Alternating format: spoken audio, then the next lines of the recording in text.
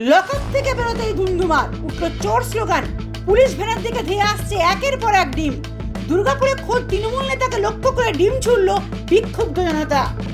তোলাবাজি, জমি দখল থেকে শুরু করে সন্ত্রাসের মারাত্মক অভিযোগ। অবশেষে দুর্গাপুরের নিউ টাউনশিপ থানার পুলিশের জালে ধরা পড়লেন দাপুটে তৃণমূল নেতা সুকুমার দত্ত। আর বৃহস্পতিবার সকালে তাকে আদালতে নিয়ে যাওয়ার পথেই বাঁধল চরম বিপত্তি। থানা থেকে বের হতেই সুকুমার দত্তকে ঘিরে শুরু হয় তুমুল বিক্ষোভ। গেরুয়া শিবিরের কর্মী সমর্থকরা ক্ষোভে ফেটে পড়েন। আর তখনই আচমকা ওই তৃণমূল নেতাকে লক্ষ্য করে এলোপাথারি ডিম ছুড়তে শুরু করেন উত্তেজিত জনতা। পরিস্থিতি সামাল দিতে রীতিমতো হিমশিম খেতে হয় পুলিশকে।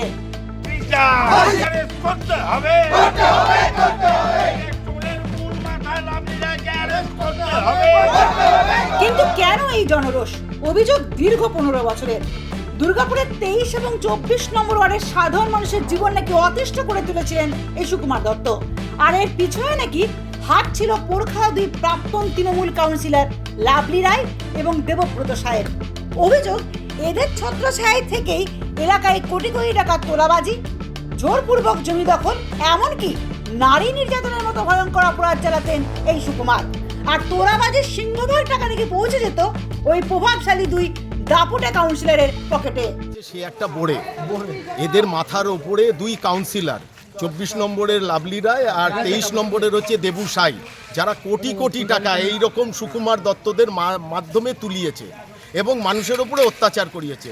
আমাদের পরিষ্কার দাবি হচ্ছে যে দুটো মাথা এখানে এইসব করিয়েছে, অর্থাৎ এই দুই কাউন্সিলর, এদেরকে ইমিডিয়েট গ্রেপ্তার করে ভেতরে ভরতে হবে। কারণ মিনিমাম এই 15 বছরে এরা মিনিমাম 8 থেকে 10 কোটি টাকা এই দুটো ওয়ার্ড থেকে। যদিও এই ডিম নিক্ষেপের দায় নিতে নারাজ বিজেপি।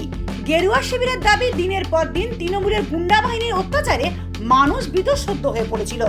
এই ডিম বৃষ্টি আসলে সাধারণ মানুষের জমে থাকা ক্ষোভের বহিঃপ্রকাশ মাত্র।